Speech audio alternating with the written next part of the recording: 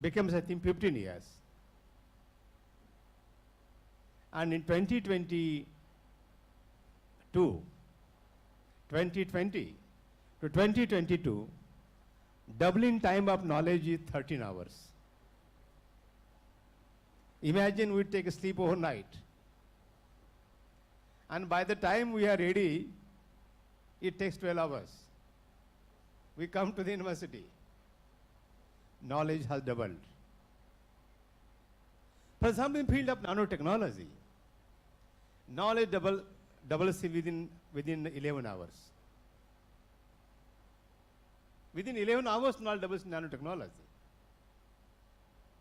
Nanoscience, nanotechnology, nanomedicine, so on and so forth. And if you see the clinical research, or say vaccine research, or say genomics, the knowledge doubles within 18 hours. So rate of knowledge varies from science to science, branches to branches, domains to domain, I think. And this fact is very, very important to keep in the mind, that this knowledge has been produced infinitely in the world. And practically, let me tell you, millions of research papers are published every day from all over the world in many subjects, in many areas of research, I think. And from that point of view, as a student, when you think of research, when you start your research, you have to ask one question. Am I want to become a scientist? Do I want to become, I think, a researcher? Am I doing this PhD, doing research only for getting degree?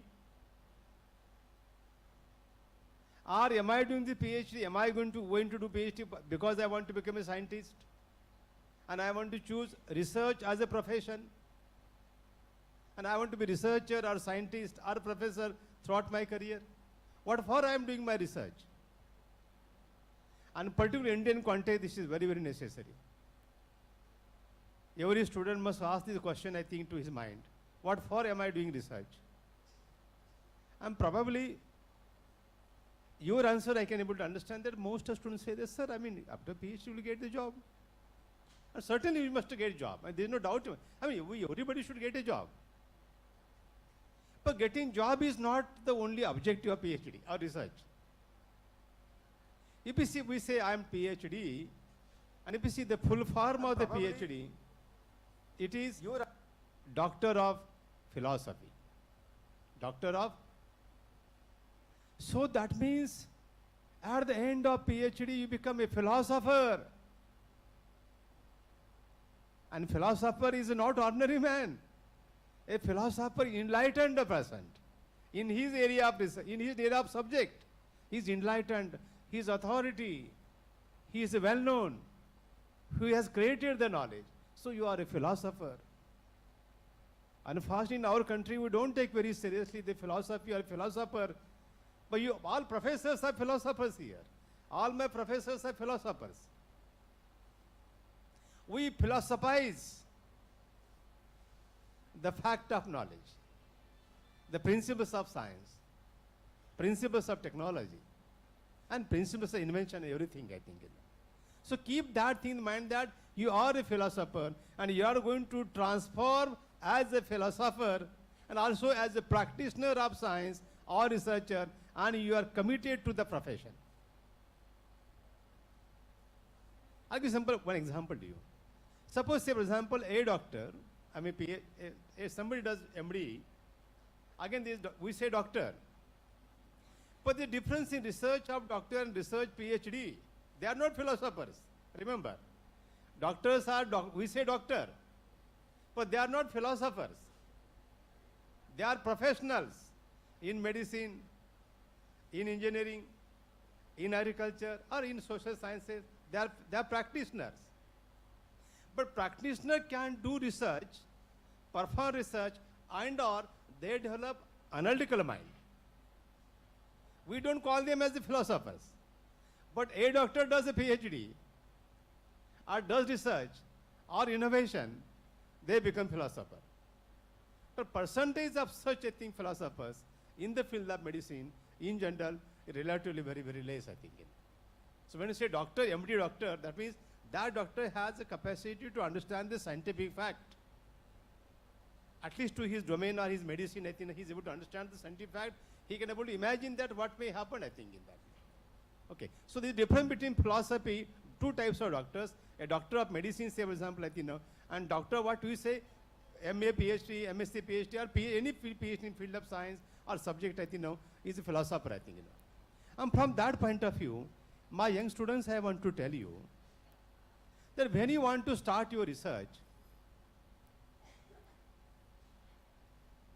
what you will have to think, how you will have to think. Or you are doing your project, I think, for example, BTech. I think BTech Biotechnology have the one semester, I think, dedicated to the project, meant for the research. That's a very good thing. And I believe that may be present in case of engineering too. Now, here you think that, oh, what topic I have to do for research? What I want to do my research? Do you have some ideas in my mind? Have I developed some ideas in my mind what I want to do?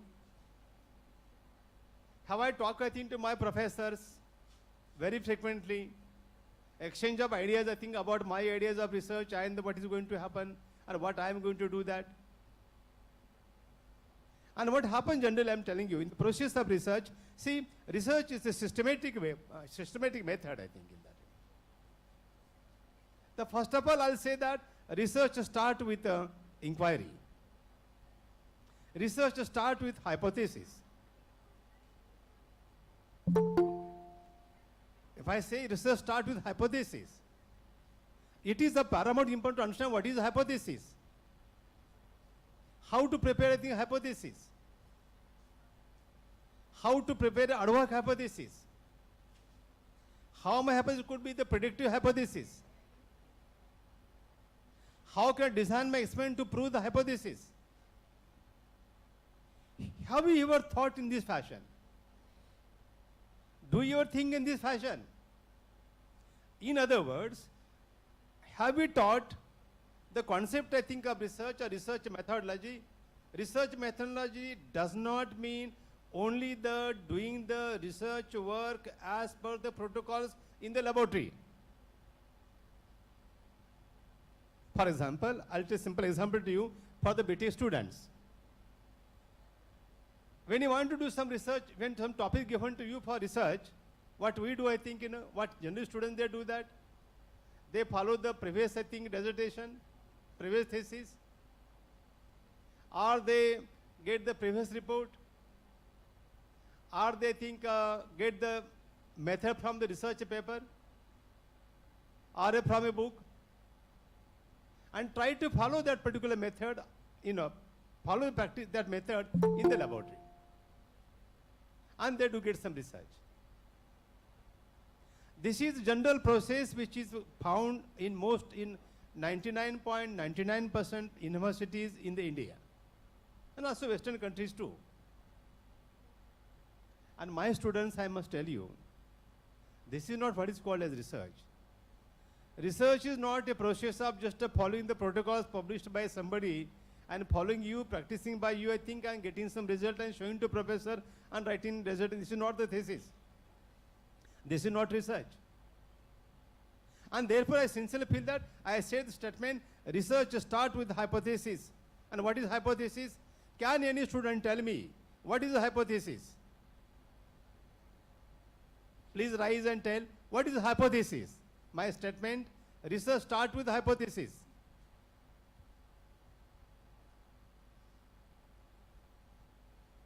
Has any student prepared a hypothesis? Has any student thought of hypothesis?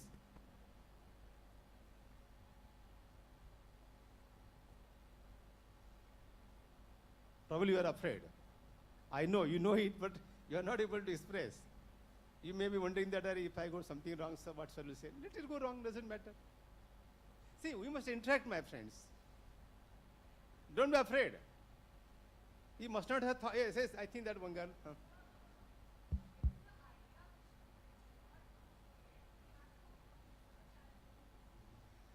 Very good. I think this is one. I think that's very good. Very good to say that. Research, I think, is a idea, but the idea is not general idea. Research, I think, is a preconceived, I think, information, or idea, or a concept about some facts or about something. I think So it is a preconceived idea. But to get the preconceived idea or assumptions, what we'll have to do? What we'll have to do? Are you going to go and talk to professor? See what happens in most of Indian universities. May I tell my experience, I think, in number of universities here in India, England and America. Most of students, when they come for the PhD, the first question they ask, sir, I am very new to the PhD. Sir, I have not done research before. Kindly tell me what to do, sir. I'll follow what you say.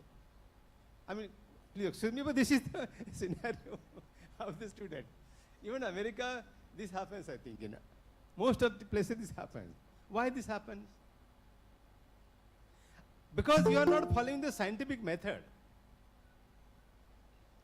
And let me tell you why you are not following scientific method. Because we do not know scientific method. So, scientific method consists of critical thinking. Very critical thinking. And the critical thinking is the most important part of research and innovation. Now, what is critical thinking? Yesterday I used one term, scientific temperament. What is scientific temperament?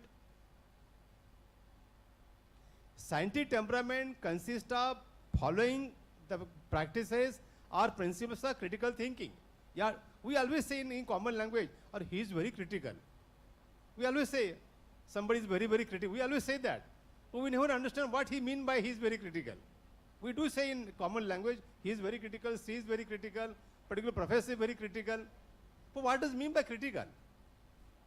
So remember, in the field of innovation and research, to be critical is one has to think independently. To be critical, one has to ask the questions. Always ask the questions. The critical process also consists of reasoning. You must be very, very rational. You must be able to justify. And the fourth, I think, important parameter, I think, critical thinking, you have to always challenge the things. Always, this one term called skeptical. I am something skeptical about something, I think. Meaning thereby that, I don't agree with that particular fact, nor I don't believe into that fact. Is called skeptical, I think. I'll go a stage further, I'll say that you have to challenge the facts of research, of innovation. And that is what is called as a disruptive invention. Disruptive invention. Things are challenged, things are performed, things are worked out, and by that way, the new inventions, I think, are developed. They are developed in such a way that those inventions break the record, I think, of previous inventions in terms of its application. And therefore, developing a critical mindset is very, I think, of paramount importance to be a researcher, or to be, I think, a scientist, or I think innovator, or to be an inventor.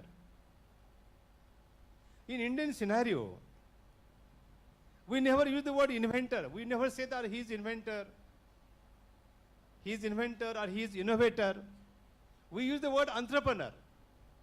We use entrepreneur is now become very common. But remember the different types of entrepreneurs. But the entrepreneurs which are based on science and technology, they are researchers. Mark Zuckerberg is not PhD. He did not take any PhD degree. But he has a research mind. He has a critical thinking. He thought something innovative. And that is what you have to keep in the mind, I think, So, development of critical state of mind is very, very important. And if you see the Bloom's taxonomy,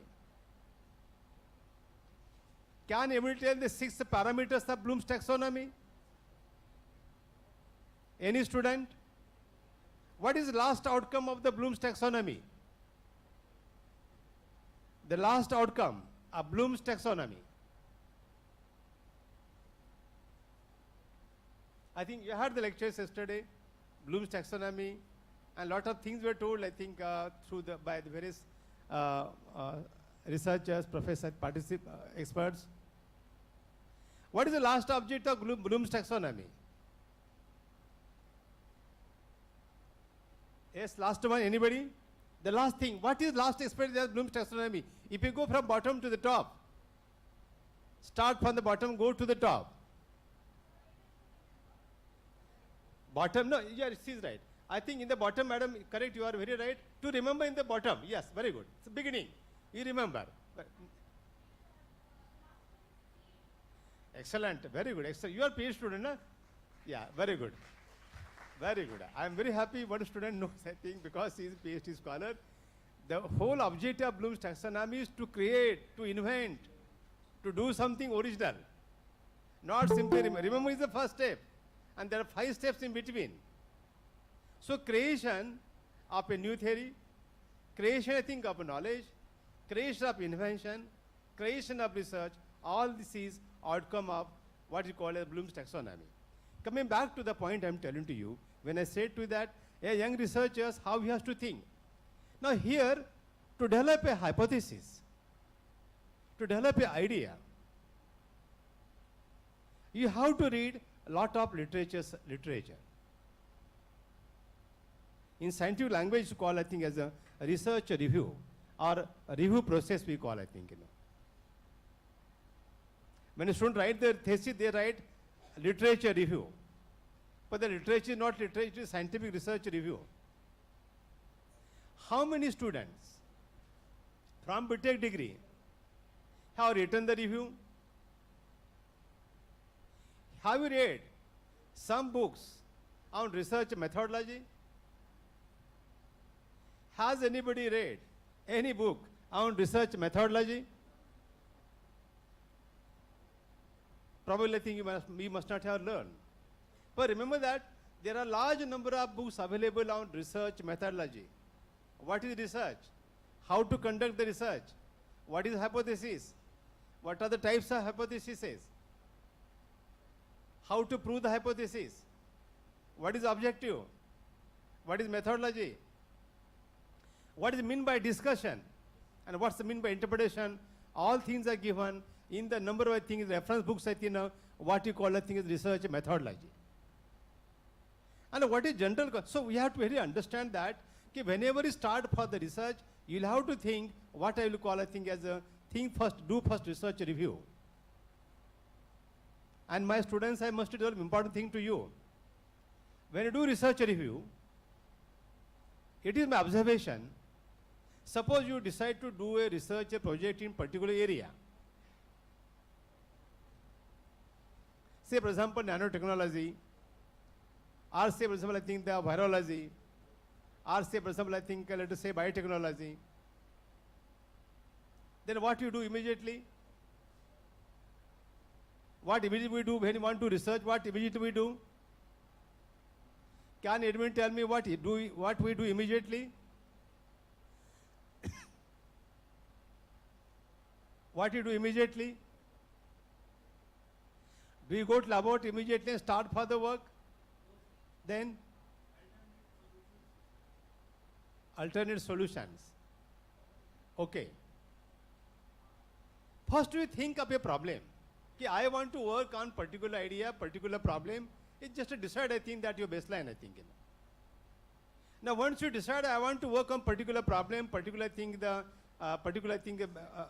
a situation or particular domain, then second question point comes, I think, of first of all, you do information, get information, what is available or known facts in the particular area of research or particular domain, I think, of the subject, I think. And my friends, here it comes what you call, I think, as a review.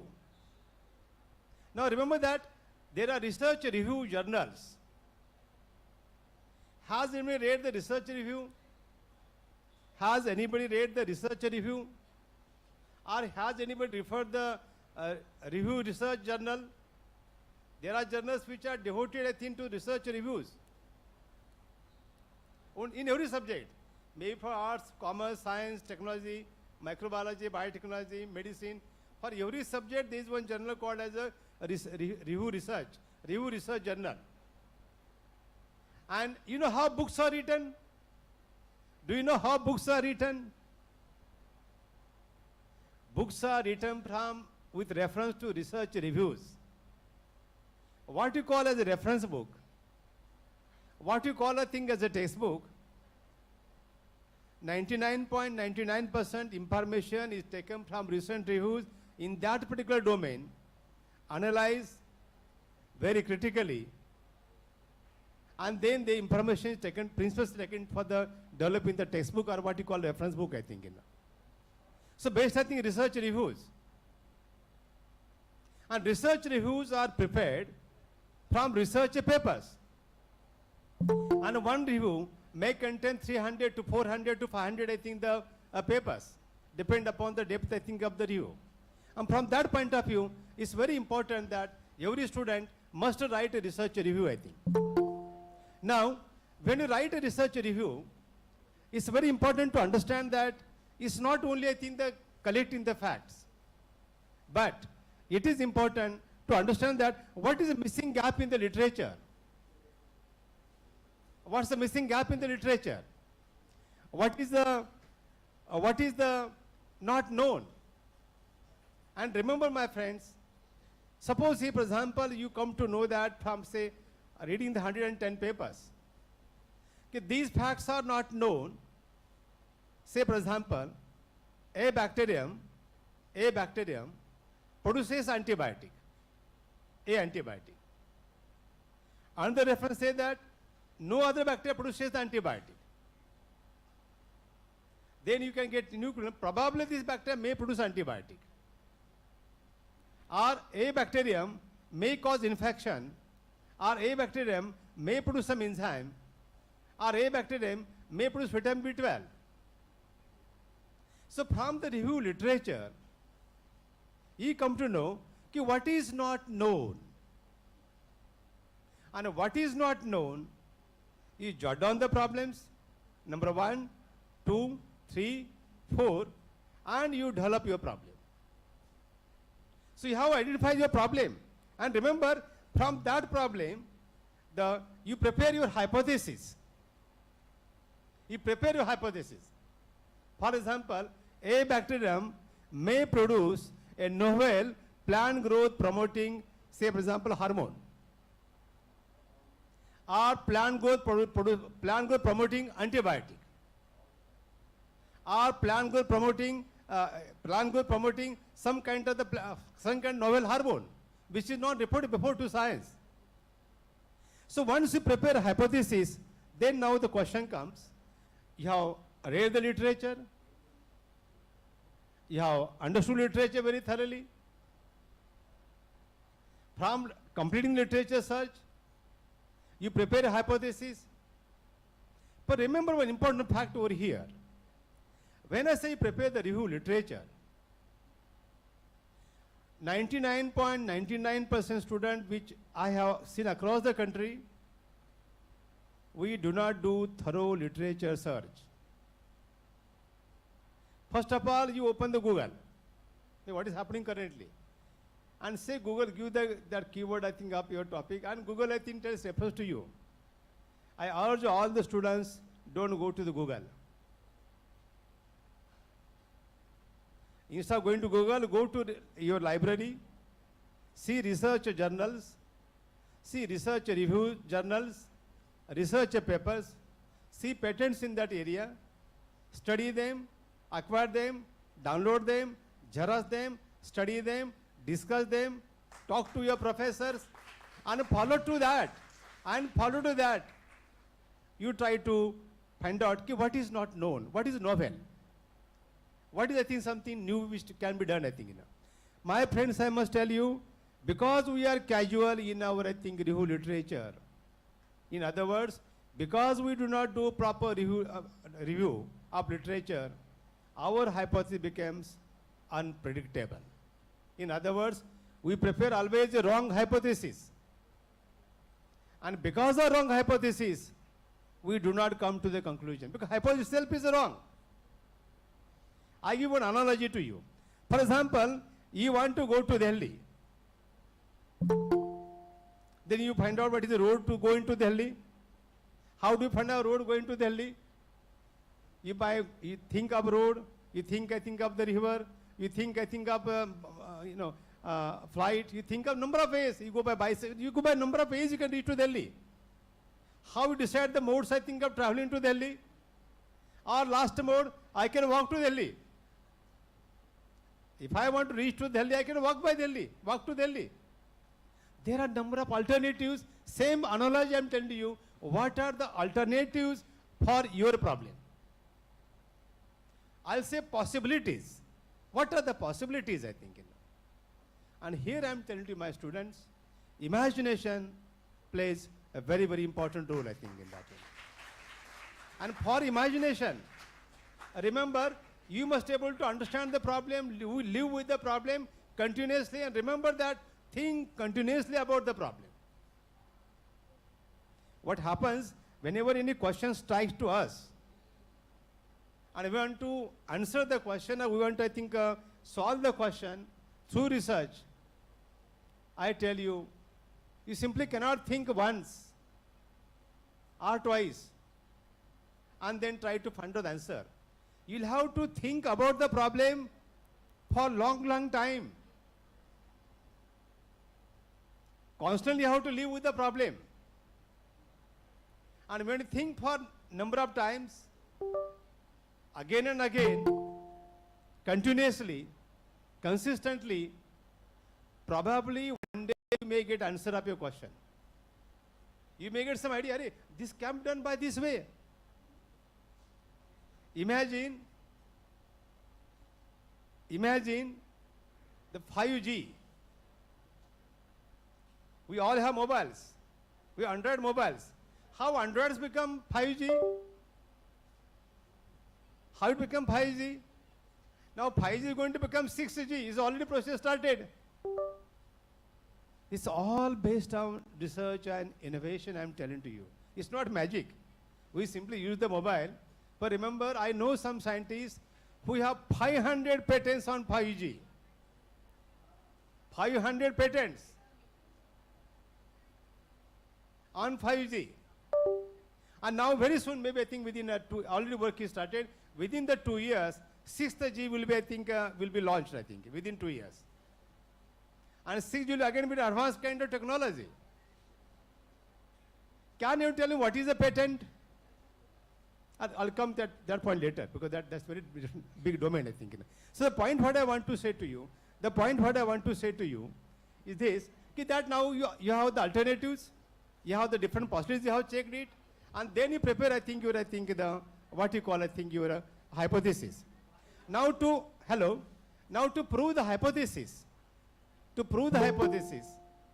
you must be able to, how will you able to prove hypothesis? The hypothesis is proved by designing the objectives. And each objective is further confirmed by laboratory experimentation. And if you do the process repeatedly, remember that in science, one fundamental principle, results must be reproducible, consistently reproducible. And then, that's why you require a control. That's why you require what I'll call, I think as a mean. You do experiment for minimum 3 times. Take average mean of the experiment, and then only I think you can discuss experiments, I think, with the expert or with the professor or with the colleagues, I think, Simply doing experiment for the one time, you cannot jump to the conclusion. And that's why repetition has a very importance for the research, I think. Now, one important thing I must tell you, have you ever thought of anything idea that I will able to publish my research?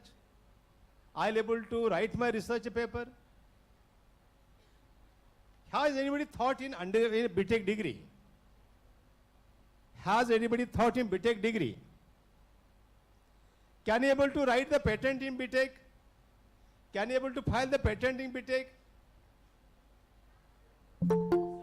Huh? Review paper?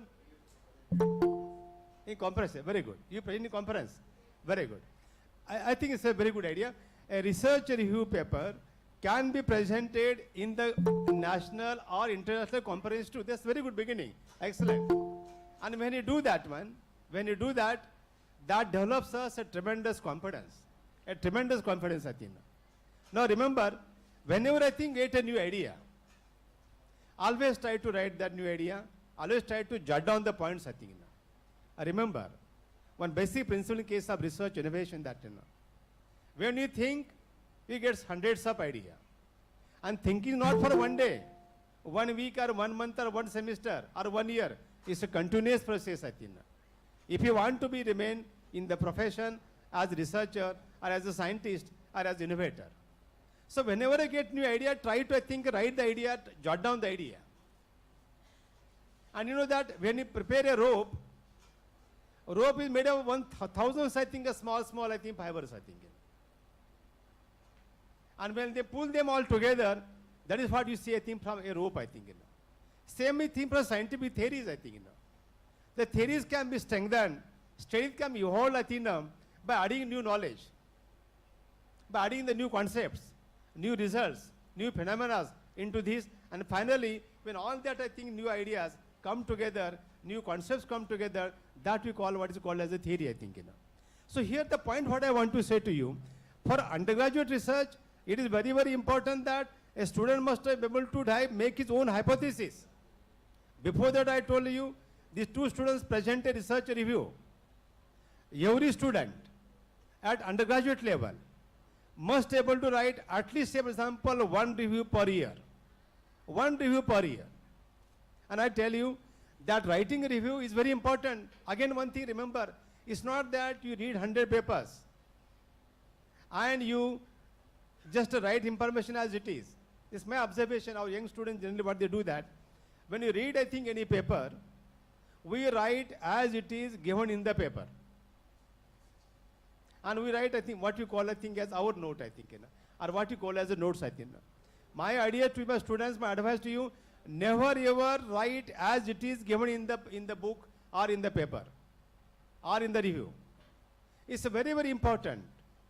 Rather, it's of paramount importance to understand the concept, understand the paper, understand the review, and then put in your own language.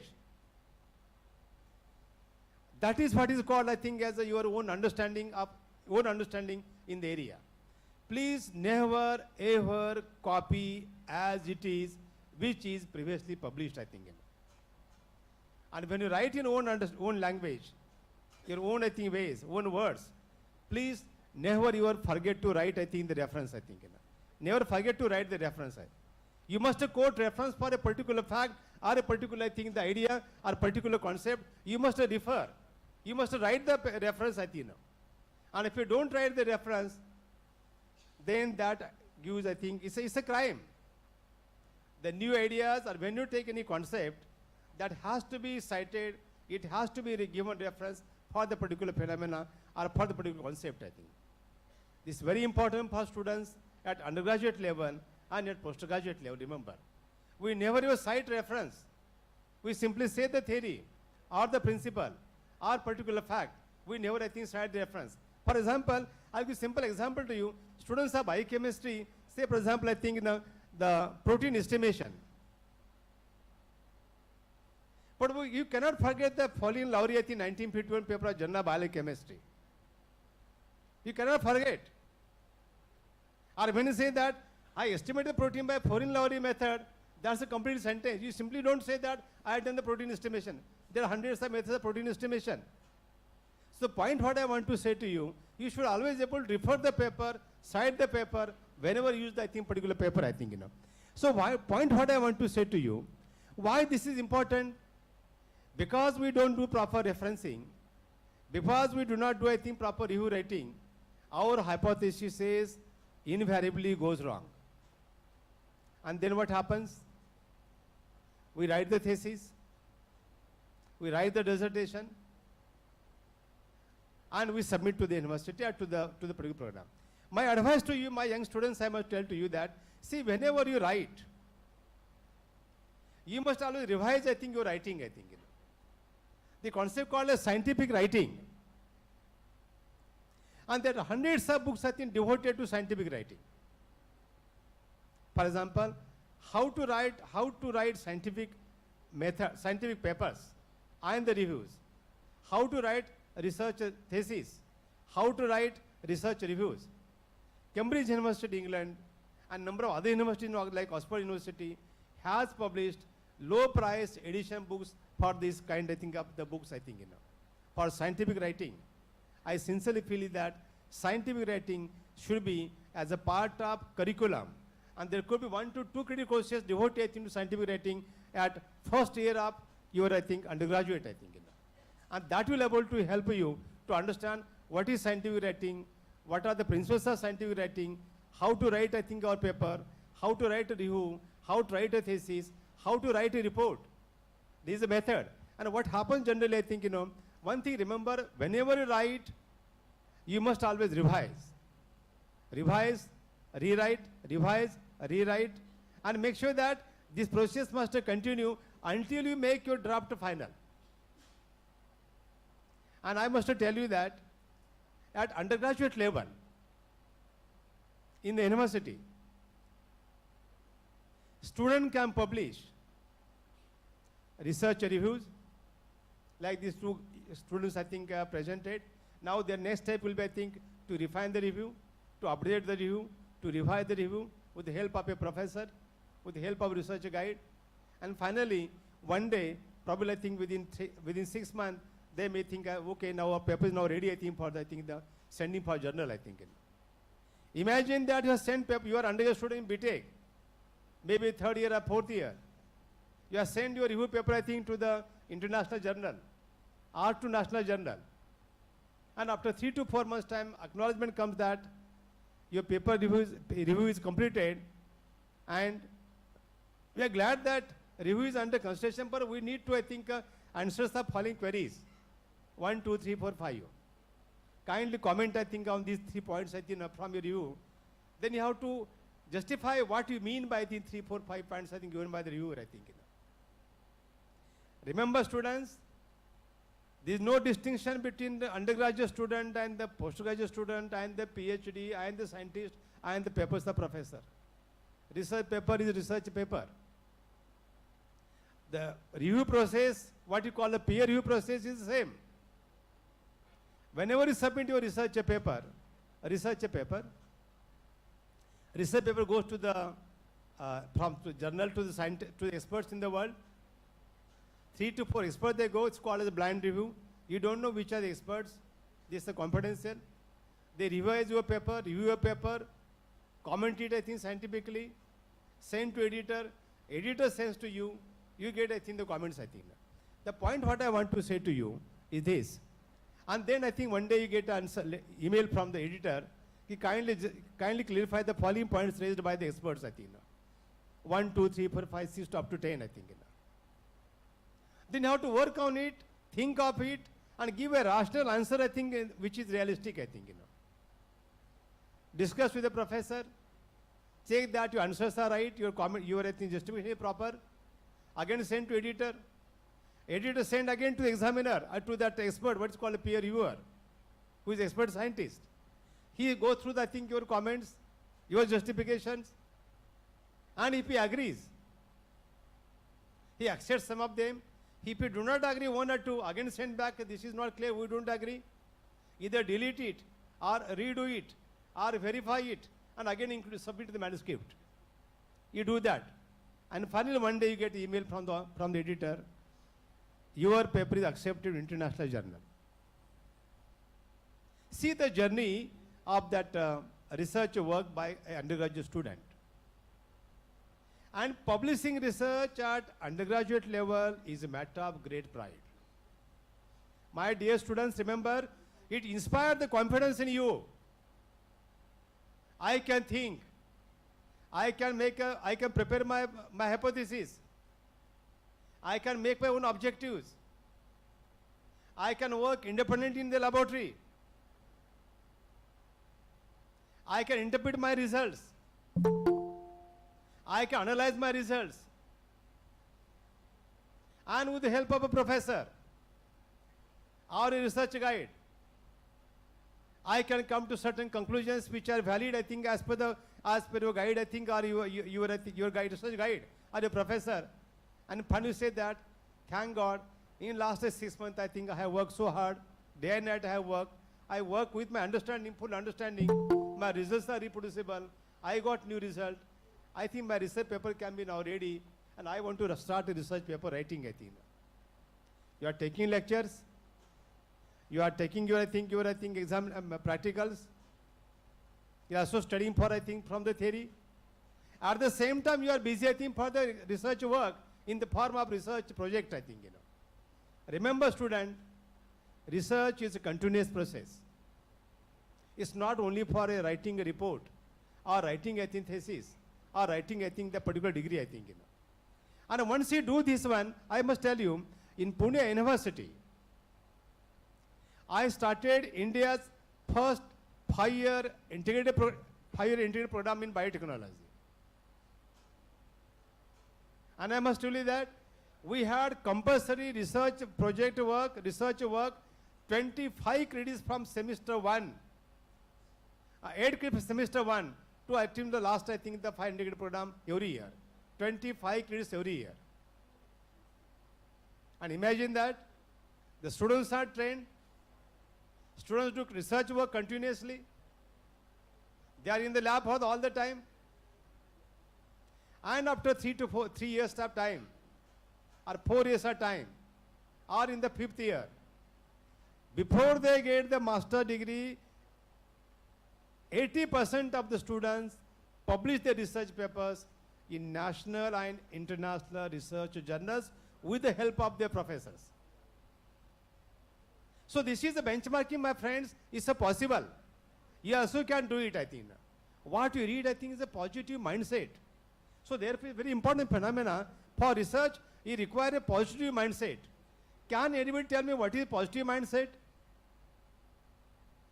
I made a statement, research requires a positive mindset. Innovation requires a positive mindset. Does anybody know what is positive mindset? Yes?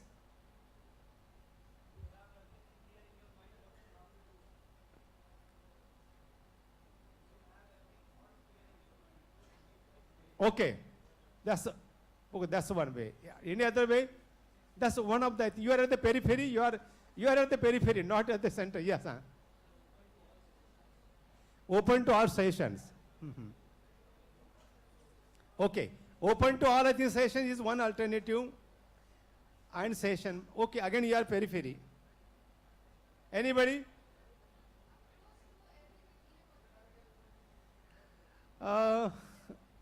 I think it's a general, very general, I think. I mean, you won't be able to understand what you exactly, I think, where to apply, what do you mean, I think. It's a very general statement. My question, what is a positive mindset? Precisely, what is positive mindset? Because research needs a positive mindset.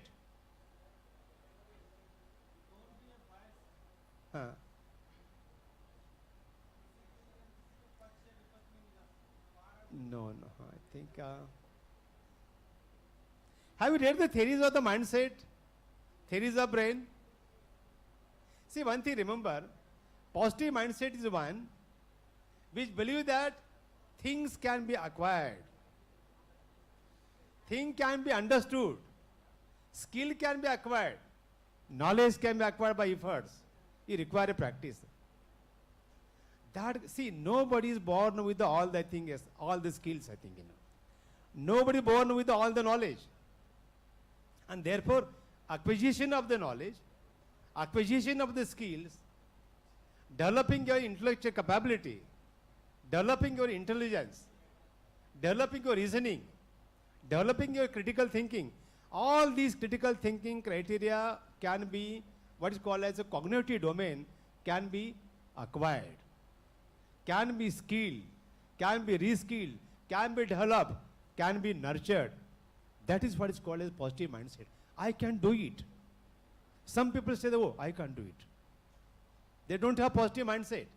But it's a fact of science, I'm telling you, fact of cognitive science, I think, the positive mindset will enable you to have reskilling, acquire the new knowledge, new traits, new qualities, the particular reasoning and scientific temperament in you, provide that you develop it, I think. And from that point of view, it's very, very important that we must have the mindset, positive mindset. And then question comes, see, I give an example to you. See, when you say acquiring the things, acquiring the knowledge or skills or practice, I'll say practice, I think. Acquiring the number of practical things. Now see, if it's example, I think a musician. To me, musician is a researcher. To me, musician is a scientist. I'll call, I think, music scientist. But he's a scientist. We call musician because our understanding is less.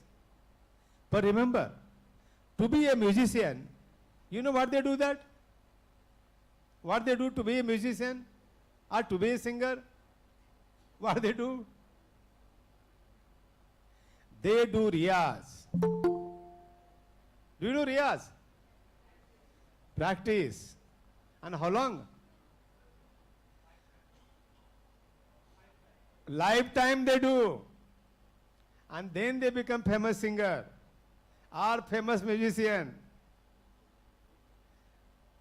So, point what I want to say, what I want to tell you that kinds of efforts are required to be a creator, to be an innovator, to be a scientist, to be inventor. My friends, now we don't do riyaz in science.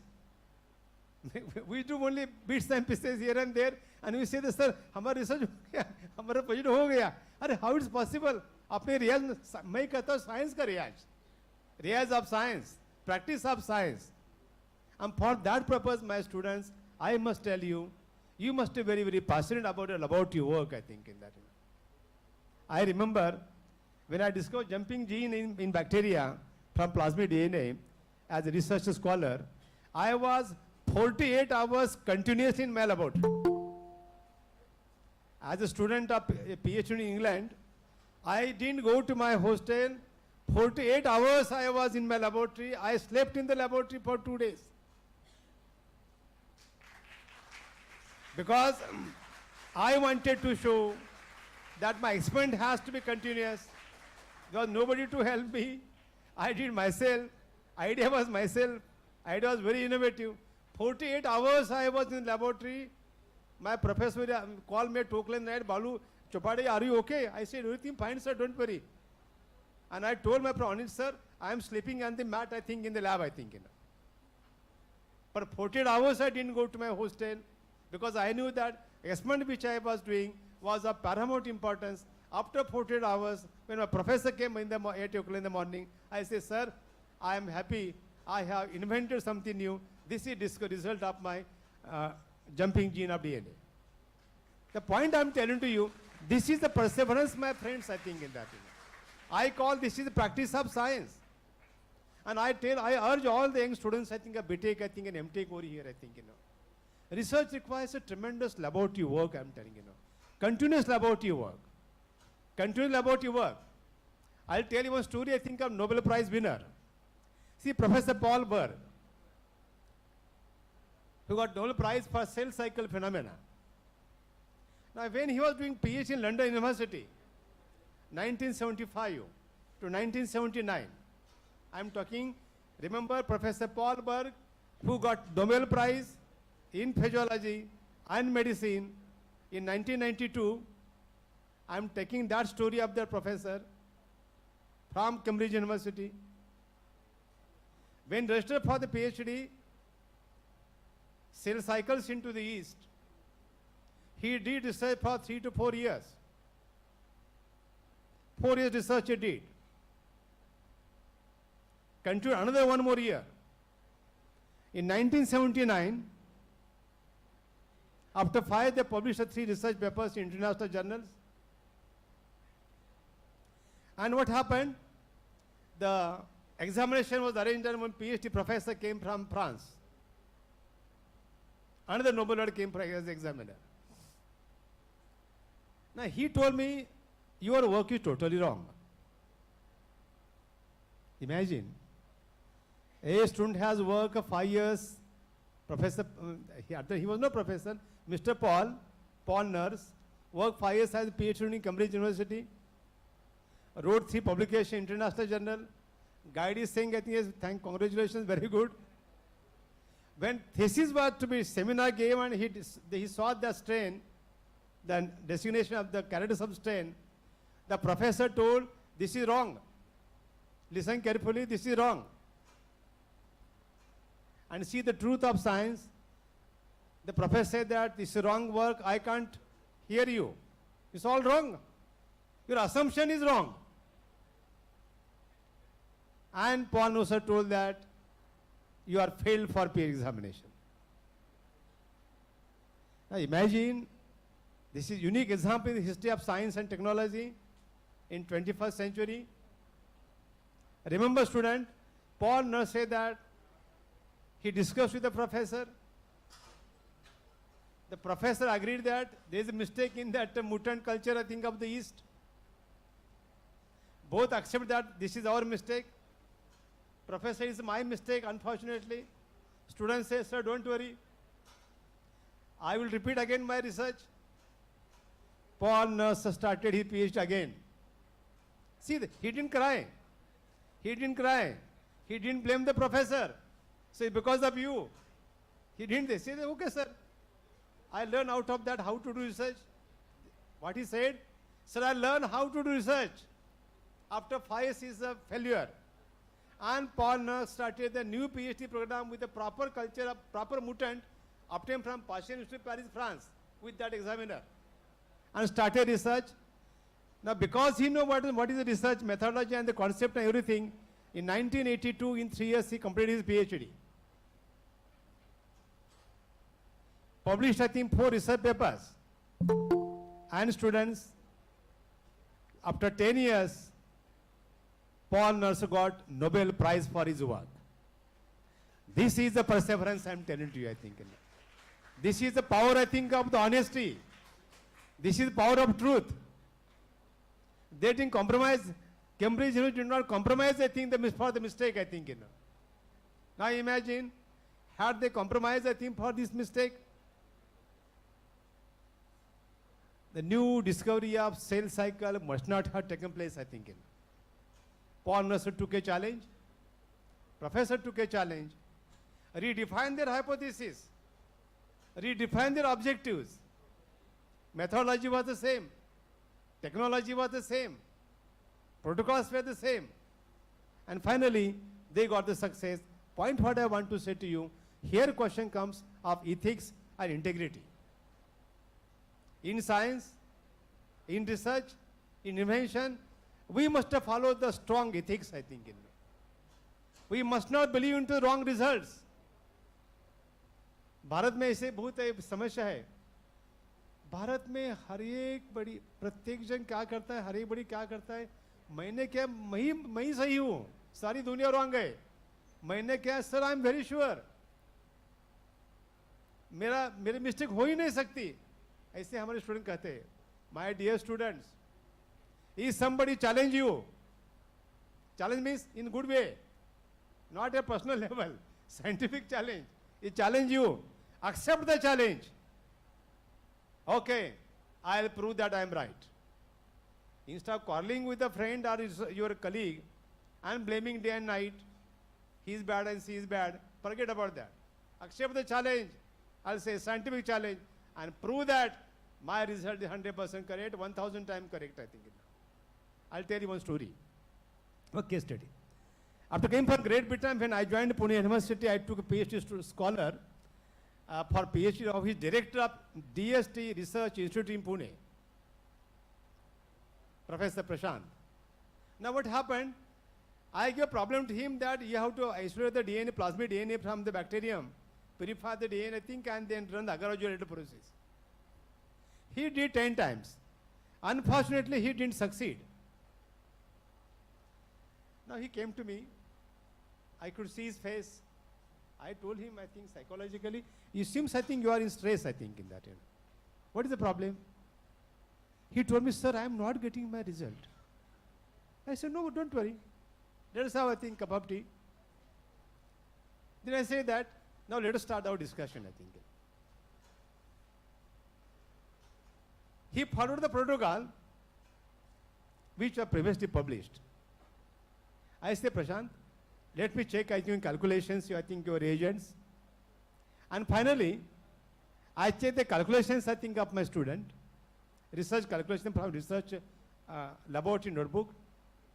And I found that I think there was a mistake, I think, I say that he correct the, I think, your molarity, do it again, he'll get it. Again he did that. Again the 3-4 times he didn't succeed. Again he came and said, sir, I followed what you said, but sir, I'm not getting my plasmid DNA from my that bacterial culture.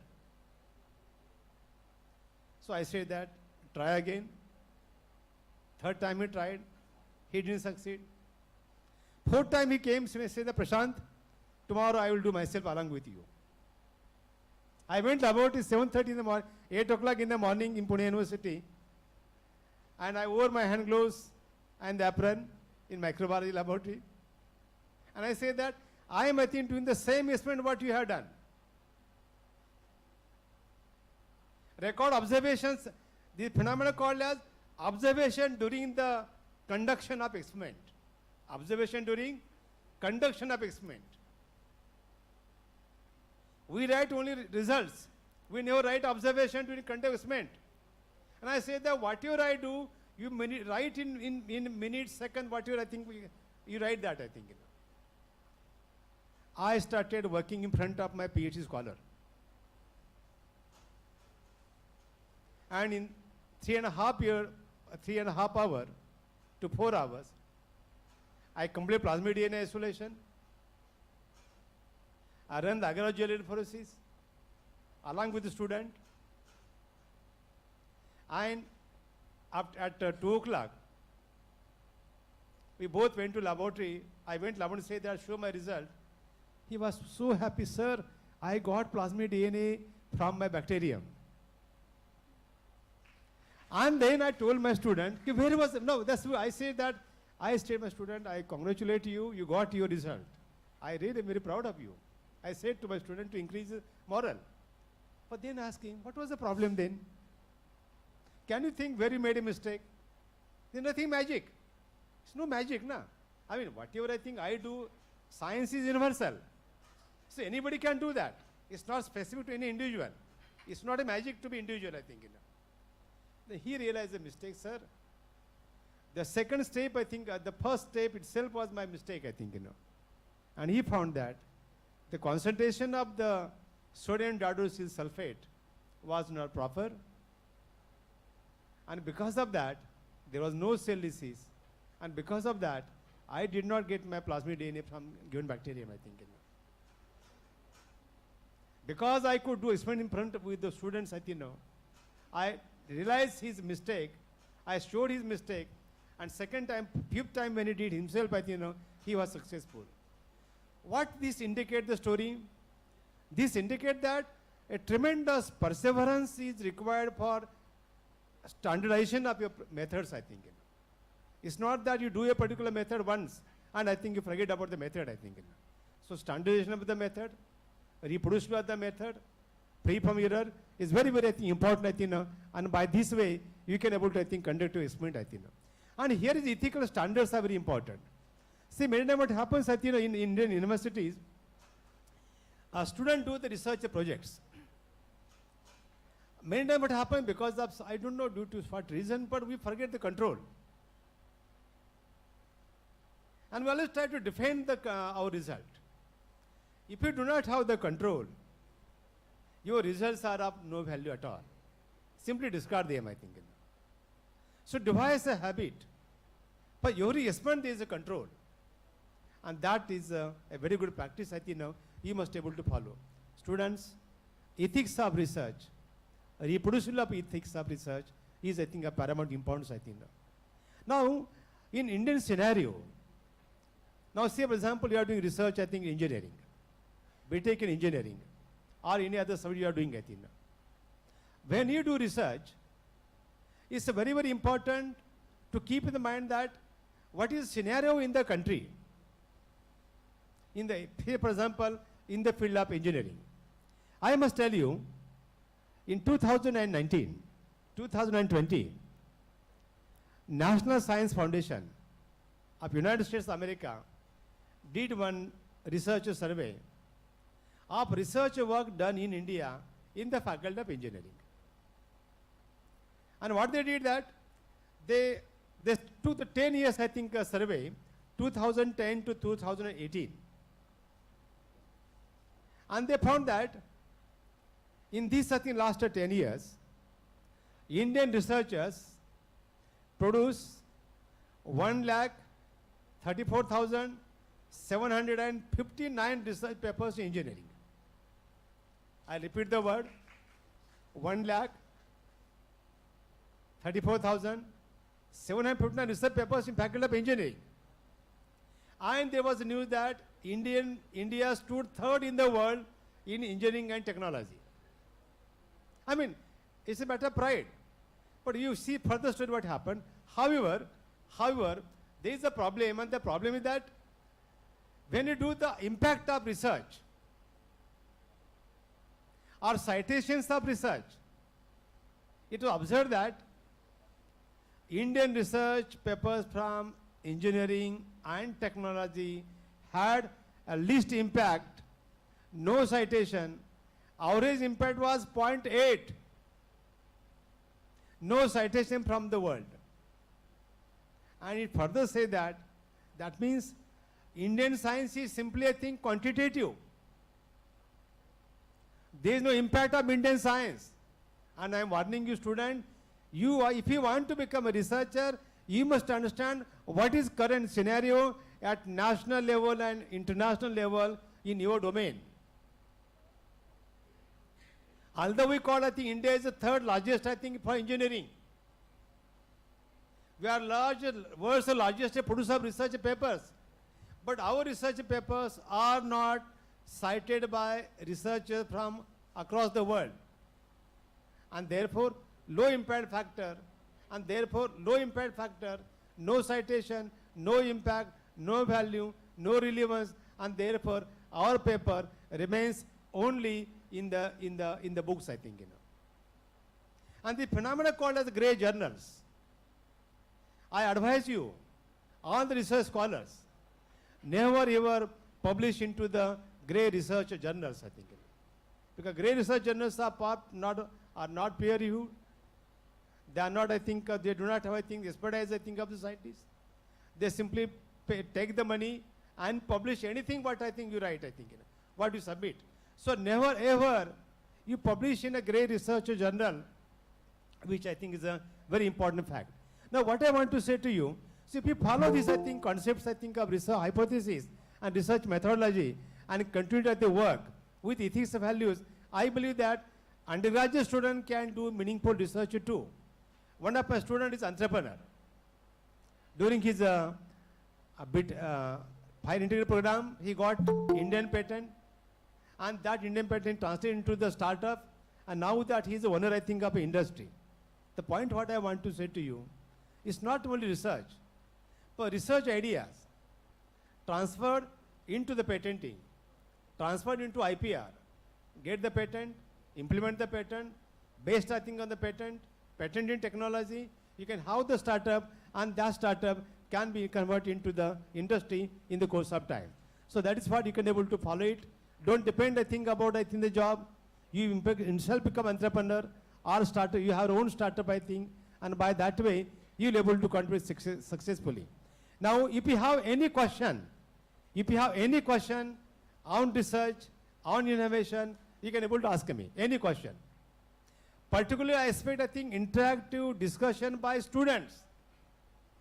So any question on research. Now you ask it from your side. What questions about research?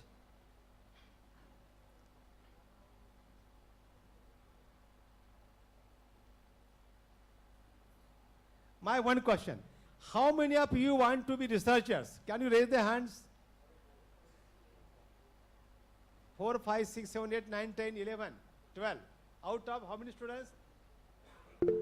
Out of 100.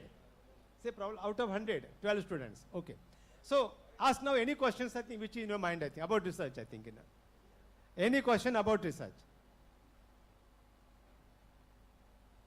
Yes.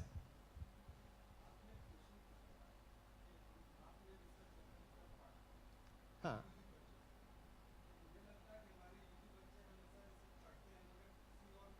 हाँ, हाँ.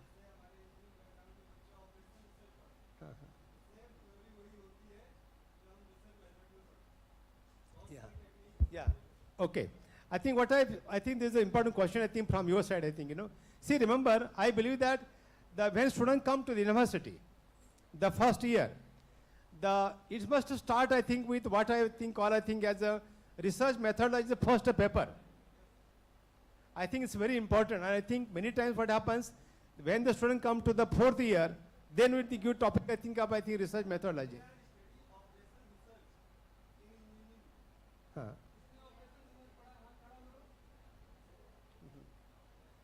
Any question? Yes.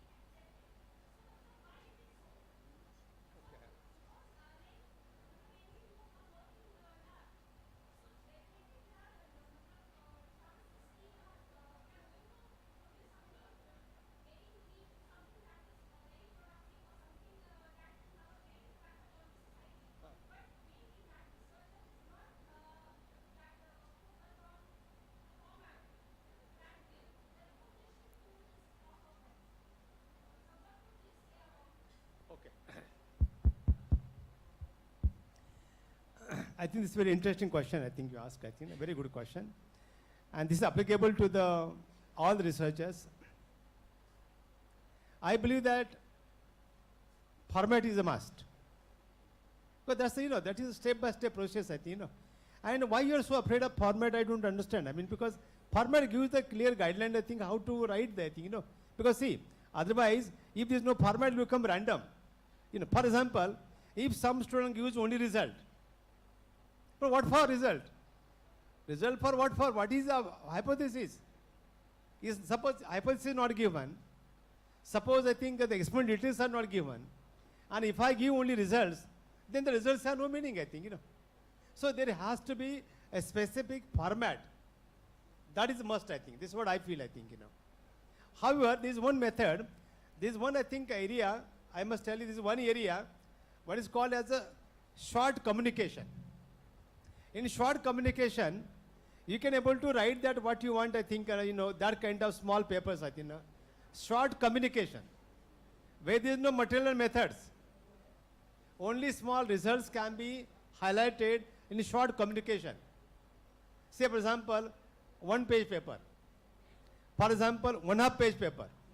Say, for example, I think, say, 500-page, I think, is abstract. Can be published. But in highly special area, say it's called as a techniques.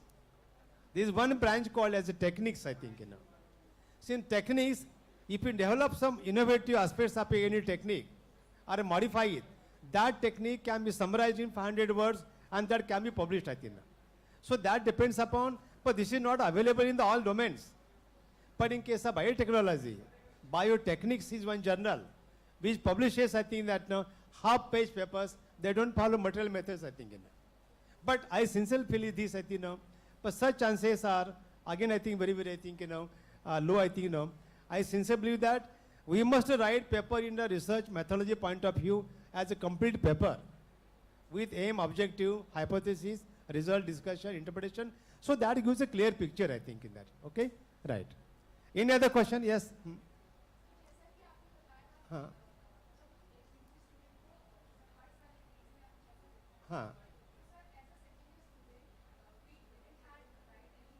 हाँ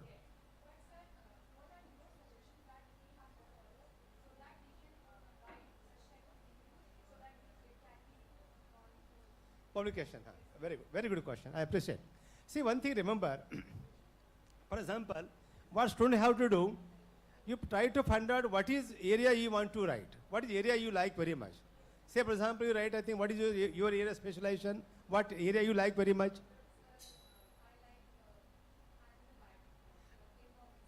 Say, environmental science, okay, or animal biotech, what it may be then. So in that area, what are sub areas you like very much, because that's very huge area. What are sub areas?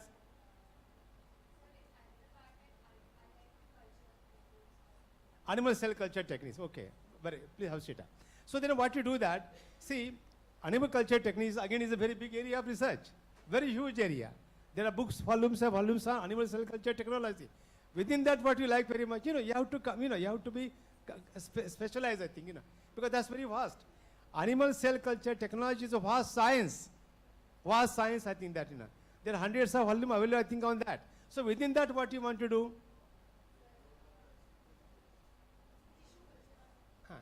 Again, okay. I'll give a simple example. See, say for example, breast cancer cell lines. Breast cancer, Bragg cell lines is a new approach of cell line, I think, in that. And Bragg genes or Bragg cell, breast cancer cell culture is very important, I think, for research and innovation and for chemotherapy point of view. So Bragg cell lines is a genesis. Then I think properties, methods of cultivation, challenges, and future prospects. So you can able to get all the reviews which are published on Bragg cell line, one cell line, Bragg cell line, or kidney cell line, okay, or liver cell line. And on that cell line, how much things are published on the cell line? How many research papers are published? How many reviews are published? Somebody must have put the reviews. I have one question. How many patents are filed on that Bragg cell, one cell line? Number of patents are filed in America and Europe, even in India too. So try to collect that information. Try to get authentic information. I'll say extensive research, review literature is done, I think, required, I think, not casual, I think, and that takes time. And then you download it, Xerox it, print it, study it, discuss with the professor, your research guide, discuss, I think, your colleagues, and then, jot down the points from each important paper. It may happen from Bragg cells, I think somebody had written review about 10 years back or 5 years back. Then ask a question, what are the new research published, I think, after 5 years or after 10 years? Can I get those research reviews? Can I able to make the new information called a mini review? Review has type called as a mega review and mini review. What is size of mini review? Maybe say, for example, I think 15 pages or 20 pages. Can I able to write a mini review? What are instructions for that? And then you find that there are 35 patents probably, I think, on the Bragg cell lines, I think. All are American and some of the European. Can you go get those patents? Can you get impression what is a patent? What is the conclusion? Remember, patent is invention. And patents do not come into research paper. They don't cite. But you can able to make a patent review on Bragg cells. Bragg cells, patents, and current status and challenges. There are problems in studying them further. So what are the challenges into this particular area? And you can able to compile our information, and you can able to write a review. Discuss with your professor, discuss with experts in the field, I think, again get some more thinking, more imagination, think how can I able to revise my manuscript, how can I revise, I think, my review. Again, you can able to work on yourself as you think more ideas, as you get more information, as you get more, I think, new, I think, clues, you can able to revise your review. Maybe you can able to see this abstract called as a figure abstract. This one phenomenon called a figure abstract. You can write an abstract in figure, in the form of figure. And figure can explain in figure what is abstract of your I think, review. So there are many research reviews, journals, which they say that kindly submit abstract in figure, not in words, abstract in figure and 6 keywords, I think, So it is possible. And in this way, you write the first draft, second draft, third draft, get example, I think, a professor or your guide. Also see some senior scientists, talk to them, discuss with them, share your copies, your word file with them. They will be able to also help you. So by that way, it is possible for every undergraduate student to write a research review. And remember, don't write simply because this is in the curriculum. You are writing because you are interested. You are writing because you want to publish. You are writing because you want to be scientist. You are writing because you want to be something more creative, something original. So research review writing is a very good idea, and I think BTech students from second year, third year, and fourth year, you can able to write it. Now you are in second year. It may happen that you may not finish in second year. Continue that work, I think, up to third year. Maybe at the end, I think, of the third year, review will be complete. Submit, I think, the paper. I know many of my students, they publish the research reviews at the third year and fourth year in international journals. And generally, when you work with in the university, I mean, there is a professor, there is a PhD scholar, there are MPhil students, there are MTech research students. You work in a group, I think. And by that way, you can always have a seminar, you can have presentation of your review in the form of, think of the seminar in the department or in the laboratory. You present a review, your colleagues, I think, get suggestion from the people, let people criticize, this is not good review, doesn't matter. Criticism will be able to help you. So this is how every student from BTech level can able to publish a research review. And remember, at the end, I think of that, say for example, I think, third year you write a review, and then your professor say that, now it is, I think, we can send to research journal, it is good. And imagine after, it takes 6 months, I think, per peer review process. And after 6 months, the letter will come from the editor, your review is accepted for publication. You are undergraduate student in third year. Maybe you have gone into the fourth year. And in first semester, fourth, you get a letter, your research review is published, I think, what a great, I think, invention. What a great research, achievement, I think, And that inspired the confidence, I tell you. You cannot buy the confidence in the market. You can't go to market and say that, you give me something called a scientist, I think. You have to skill yourself, you have to acquire that trait. You have to have that kind, I think, of the qualities in you. You have to inculcate in you, I think. So, point what I want to say to you, it is possible for every research student to write, every BTech student to write a research review, I think. And then what will happen? When a student write a review, you get name, professor get name, university get name. Our students publish research reviews in BTech degrees. University get recognition. And then whole humanity, whole world is benefited. And then what happened? That review is cited by research in the world. Your issue gets cited by research in the world, I think. So this is really great recognition, I think. So point what I want to say to you, I think you have the good opportunity. I was told there by a professor that in BTech degree there is a research review writing in second year or third year. So you please do that, I think. But don't restrict only there. See what happens in our curricula, problem in our Indian universities. Suppose reviews in the third year, all will write review. And after third year, they'll forget about review. That shouldn't happen. You must persevere. You must continue the interest. I wrote review. I work for 6 months. Let me, I think, work another 2 months, I think, summer vacation. I'll go to library. I'll go to New Delhi. I'll able to go, I think, to CDRI Lucknow. I'll sit in the library. I'll go to Lucknow University. I'll go to that library, talk to the experts, get my papers, revise my review, and see that with all the efforts, I think, you complete your review, I think, and ultimately get reward for the same, I think. Publishing a research paper or research review is a great thing for a student, I'm telling you. You become a young scientist. And what happens, I tell you, when you publish research reviews, and you apply research, PhD admission in England, America, or Europe or America, they will say to you that they'll give admission on priority because you have only published research paper, I think, in that. And then realize, because I work hard in my undergraduate, because I wrote a review, because I published a review, I got admission at Harvard University in America with scholarship. Then you realize importance, I think, that what you did, I think. So point what I want to say to you, admission to the PhDs are based on your performance at your research at undergraduate level. I told research university. Harvard is a research university. Stanford is research university. They don't have job-oriented courses. Only research. Nobody goes to Stanford for hiring the students. So point what I want to say to you, this is a very good example. I think please do that. And for that purpose, I think it's very important in our curriculum, scientific writing and research methodology must be made compulsory into the curriculum, I think, of BTech and science, I think. And if you could do that one, same thing for arts, commerce, and science everywhere.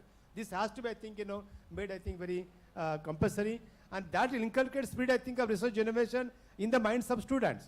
And probably, what I expect, your university should be one of the leading institutions in India. In, I think, Uttar Pradesh, ki students of this university are research oriented and they publish research papers at undergraduate level too. And that will have great impact on NAC. That will have great impact on NAC of this university. NAC has lot of impact. How many research students contribute, I think, at research at undergraduate level? How much is component of research at undergraduate level, at postgraduate level? How many critical courses are devoted for research? How many critical courses are devoted for scientific writing? And all this will be able to contribute what I'll call, I think, to the development of the science as well as for the university. Remember, your university is going to go for the NAC accreditation. And I think there are 400 BTech students. I'll say that, see, I agree, everybody cannot become a scientist. Don't do PhD, no problem. At least can you develop a scientific mindset? Can you develop, research gives a confidence and development of positive mindset, I think, in that. Critical mindset, I think, is created by research, I think. And out of, say, 400 students, even the 50 undergraduates publish, say, 50 reviews. 50 reviews. That is, I think, from this semester, I think, to the next semester, say 7 to 8 months, this university have 50 research publications. And that will have impact for getting the very good NAC grade for your university. So you can say that we are proud student, I think, of this university. We publish research papers. And for that purpose, my students, I tell you, you have to work very, very hard. You have to work very, very hard. You have lectures and practicals. You do that regularly. On the top of that, every day, you must spend 3 to 4 hours for research consistently. I was told by a professor that your students go, I think, for the 6-month research training. Work day and night. Make use of infrastructure over there. And it's possible, I think, in that, in 6 months to get one research paper. I know one student, I think, which I mentored for the student from Calcutta, and that student published a paper in bioinformatics in 3rd year, international. 4-year student BTech in biotechnology. Student published paper in bioinformatics in the 3rd year. Now she is doing MTech, I think, into the IIT. Her dream is to publish 2 papers in MTech. I say that you will 100% admission to Stanford University or Harvard University with scholarship because of your I think, credentials, I think. That is what I'm saying to you. Research pays quite a lot, I'm telling to you now. So if you want those students particularly who want to go for doctorate program, I think, it's possible, I think, that you can able to get research fellowship in any foreign country, anywhere in the world, and that will be really a big beginning of your life, I think. Thank you very much. Yeah.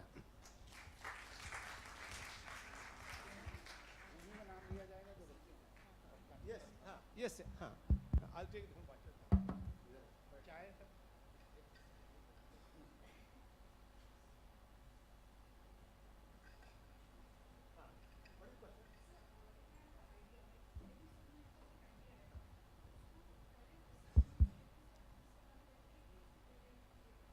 Now see, good idea. See, remember, if you have the idea, develop the idea thoroughly and completely, I think. write the idea. And then try to bring idea into practice by experimentation, by experiments. And then you get the, some probable, results, you repeat it. And then try to publish, So remember, only idea cannot be patented. All students remember, only idea cannot be patented. It has to have some evidence, in that. And for that purpose, ideas should be translated into the reality. Then you have some outcome from that. And the outcome of that idea becomes patentable. And then you can able to patent, But remember one important phenomenon, my research student, see, again, answer of her question, I have the formula. Our Indian students and research in general, we always hurry in the publication. But before you send your research paper for publication, you please make sure, ask one question, can I get a patent? Is my work applicable for the patent? In other words, can my work be patented? Ask that question. And probably answer will be no. Then ask second question, can I work more for another 6 months to 1 year? Can I go vertically? Can I get more data? Can I get more proofs? And then in that case, it will have more application-oriented work, and then my work can be patented. And then remember, in that case, what you do that, you get the idea, develop the hypothesis, prove the hypothesis by experimentation, repeat the experimentation, and follow to that, you get your observations, or your results, and then ask question about patenting. If patentable, of course, your professor will be able to help you, your experts will be able to help you, and then file a patent. And then, my friends, remember, once you file the patent, remember, the day on which you file the patent, your IPR is protected. There is a misconception in India and different parts of the world. Patenting takes a long, long time, 7 to 8 years. And because of that, many Indian professors and research scientists and even students, we don't write the patents. I must tell you the truth. What is the truth? The day on which you file the patent,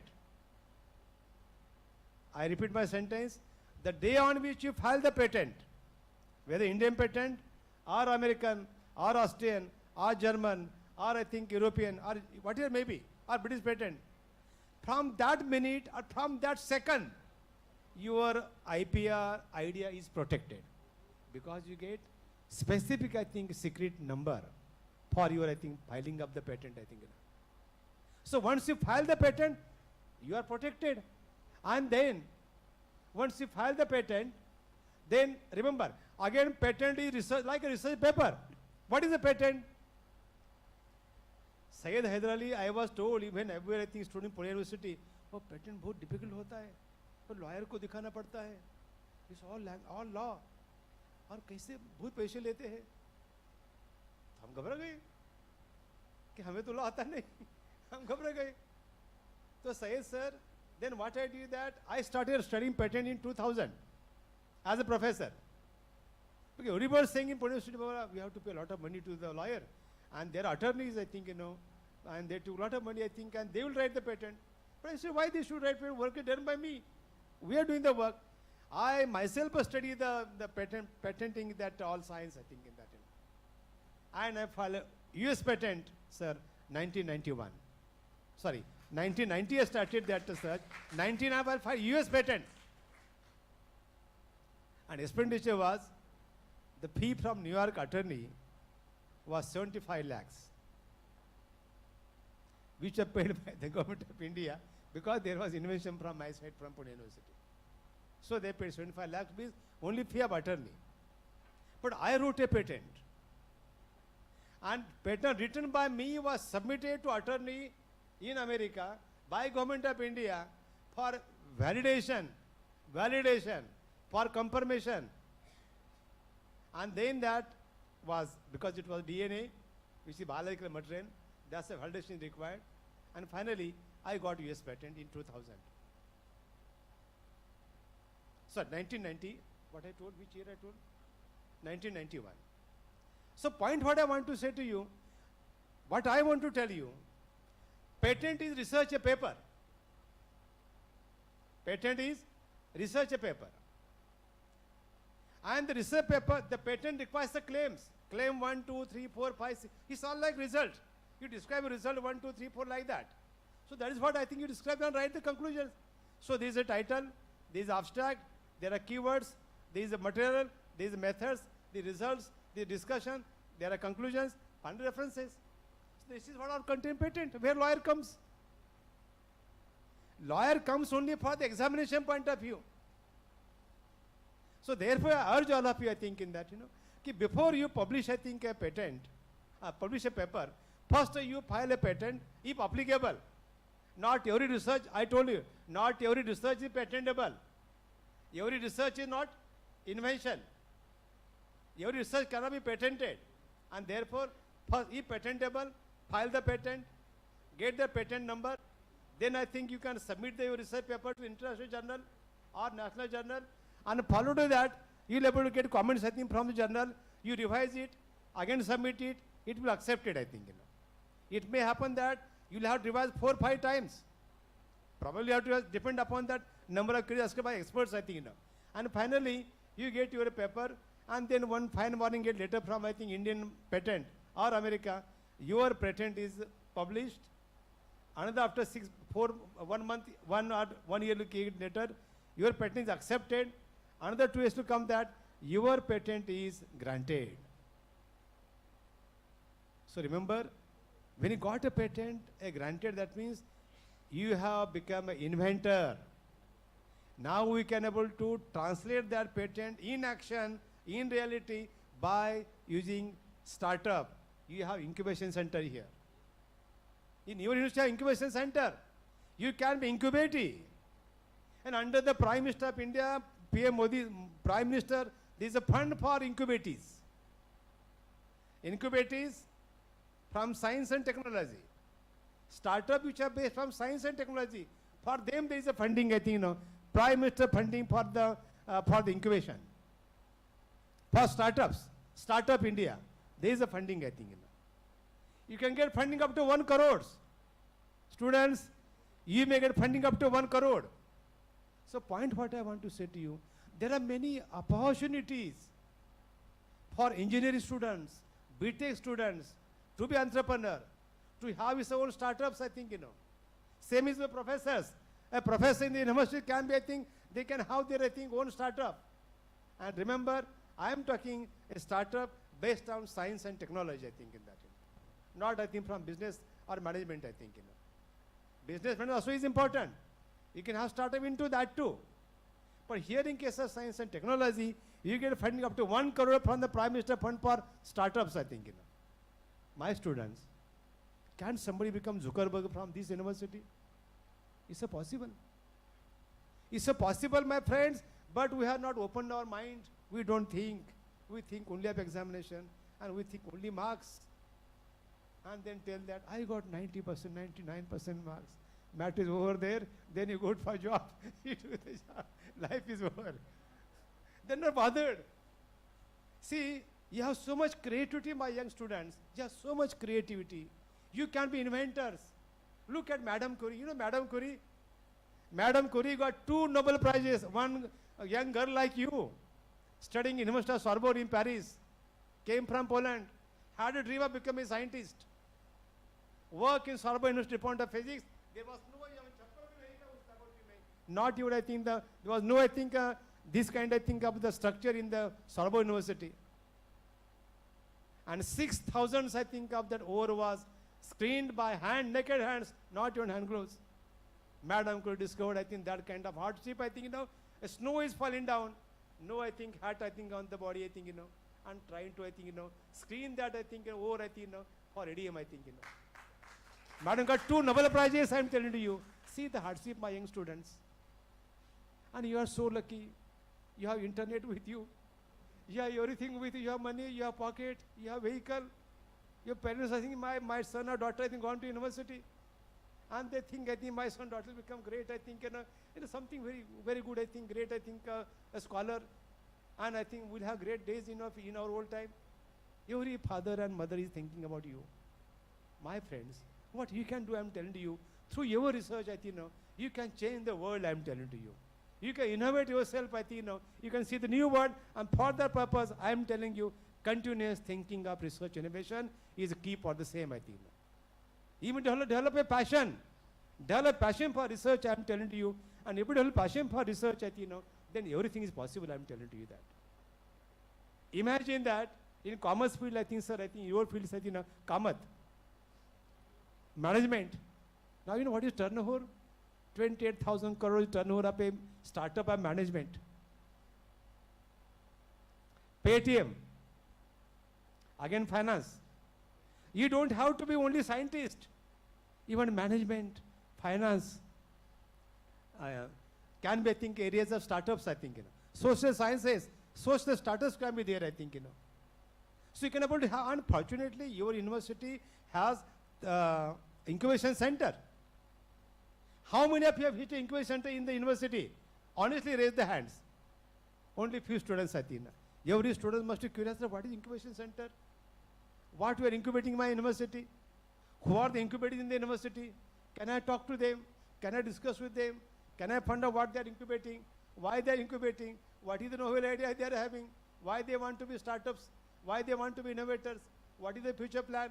Can I do something like that?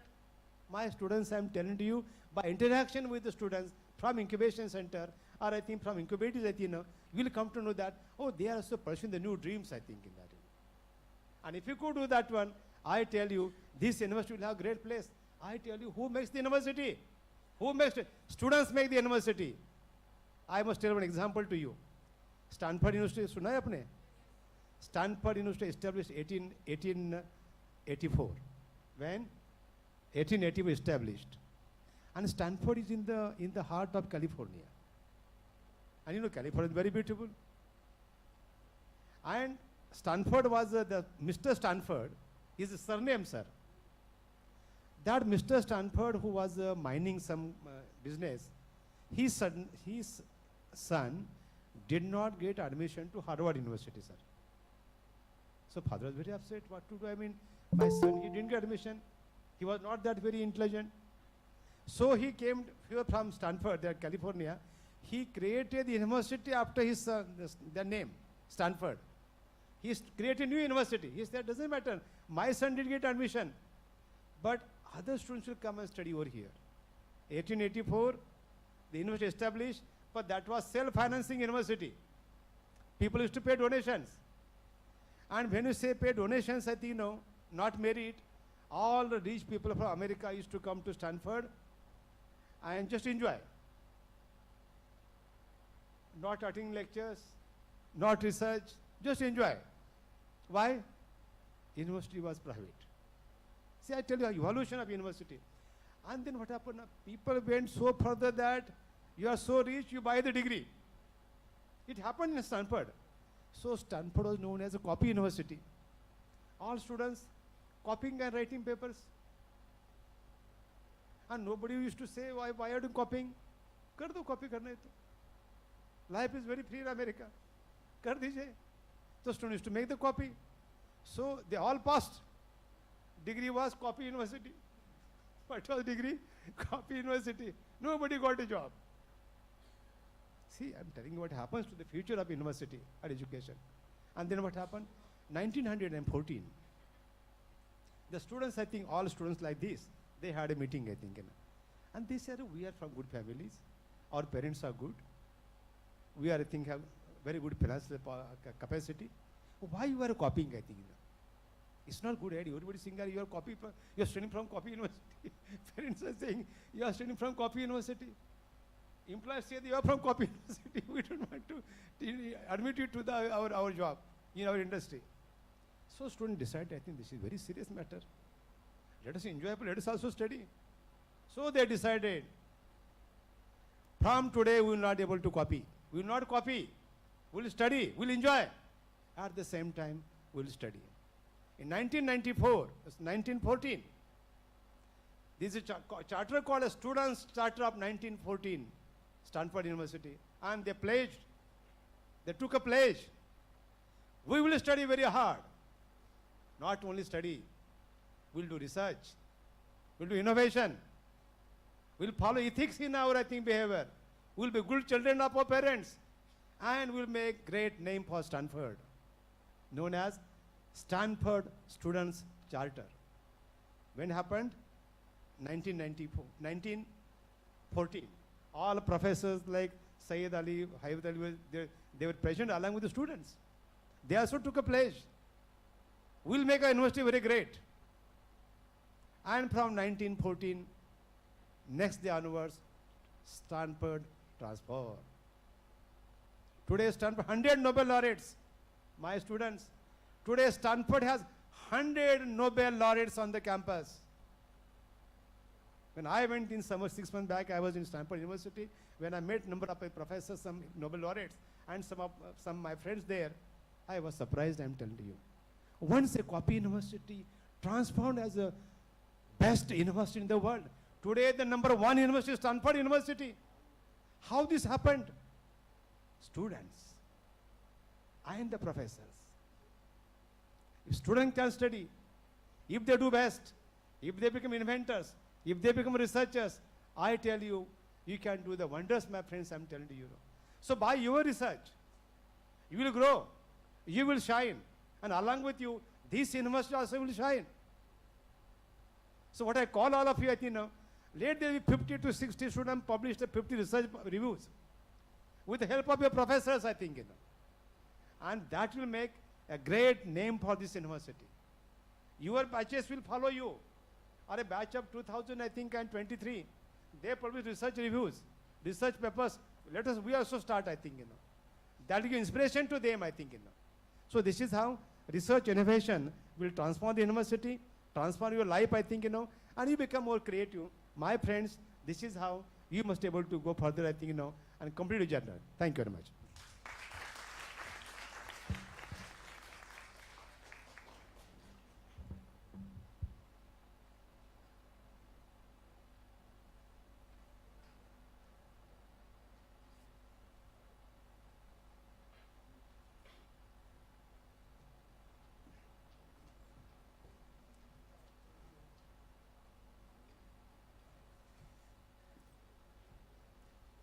Thank you very much sir.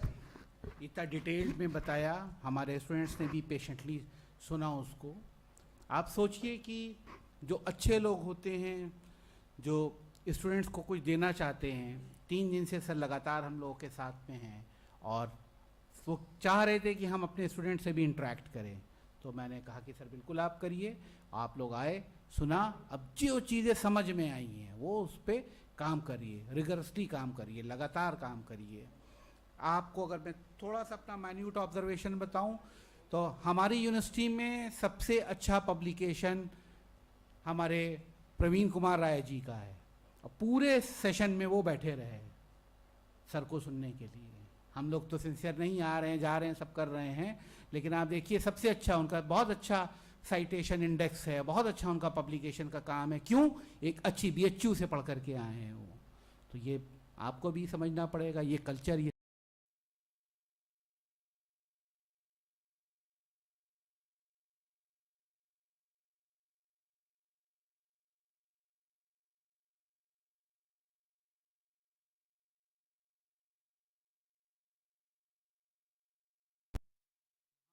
बच्चों को IIT में admission नहीं होता है वो IIT में admission लेते हैं, सब जानते हैं हम लोग. और वहाँ यही कल्चर है कि स्टूडेंट सब कुछ करते हैं. तो अब यही ट्रेंड हम लोगों को आगे रखना है कि स्टूडेंट्स आएँ, पार्टिसिपेट करें, बुलाना ना पड़े. एक को अभी मैं फ़ोन दिखाऊं, एक फैकल्टी मेंबर्स को मैंने पर्सनली फ़ोन करा, मैसेज डाला, ग्रुप में करा. तो ये चीज़ अच्छी नहीं लगती है. सब आए, पूरे सुन रहे थे. जब मौका मिले ऐसी चीज़ को सुनने का, उधम सिंह जी से रिक्वेस्ट करी, फ़ौरन अपनी क्लास छोड़ करके आए. सबको मैंने पर्सनली वो करा.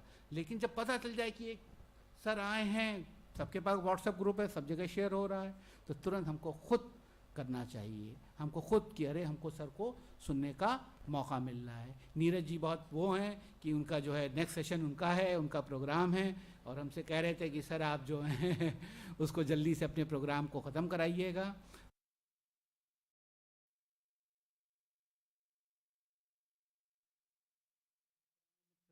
वो हमसे जुड़ चुके हैं, पहले भी आ चुके हैं यूनिवर्सिटी में। एंटरप्रेन्योरशिप में अगर लखनऊ में नाम हम लोग लेते हैं तो सबसे पहले उन्हीं का नाम लेते हैं। तो अभी हम लोग कॉमर्स फैकल्टी की तरफ से, कॉमर्स डिपार्टमेंट की तरफ से भी एक एंटरप्रेन्योरशिप पे करेंगे सेशन, तो वो भी अभी होना है। तो इस तरीके से जब तक हम लगातार डिफरेंट व्यूज़ क्यों हम लोग दिलवाते हैं। हायर एजुकेशन का काम क्या है? हायर एजुकेशन का काम केवल यही है कि आपके माइंड के हॉरिजन को ओपन कर दे, आप किसी चीज़ को डिफरेंट पर्सपेक्टिव से सोचने की कैपेबिलिटी दिख रहा है। आजकल तो वही है, मल्टीडिसिप्लिनरी इंटरडिसिप्लिनरी की बात कह रहे हैं। तो अब हमारे नीरज जी हैं तो अपना उसका कॉमर्स पर्सपेक्टिव बताएंगे, हमारे उधम जी हैं तो इकोनॉमिक्स वाला पर्सपेक्टिव बताएंगे, हम उसका मैनेजमेंट का पर्सपेक्टिव बताएंगे। तो ये कैपेबिलिटी अगर हमारे स्टूडेंट्स ने डेवलप कर ली तो हम लोग बहुत अच्छा काम कर सकते हैं।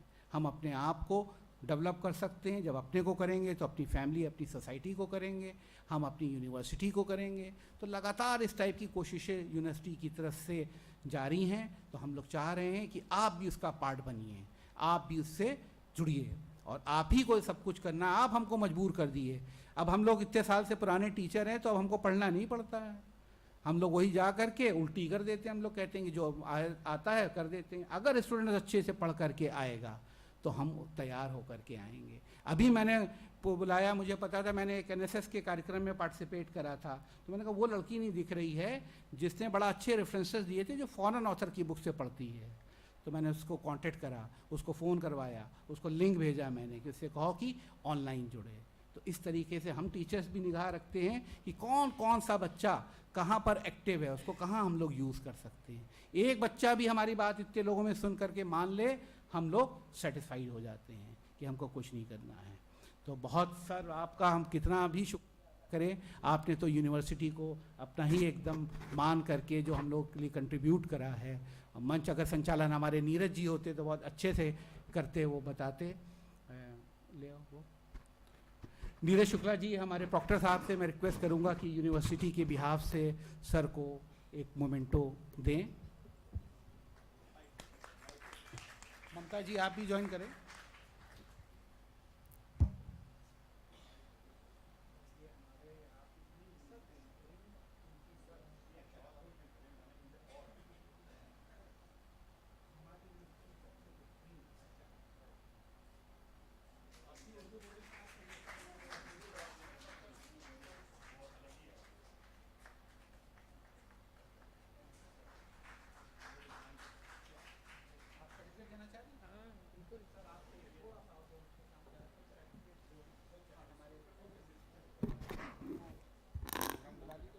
Sir, this was really a treat for us, for the biosciences, to hear you.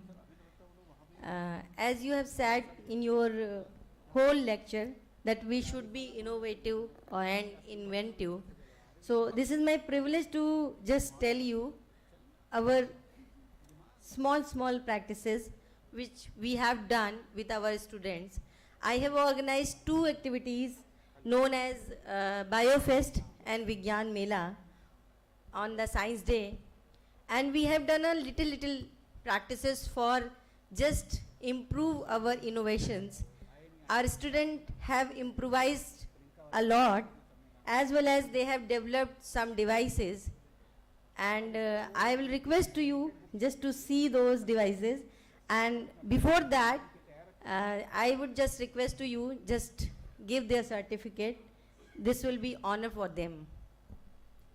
So I'll call the names, the students who are present. Please come here to take your certificates on Vigyan Mela.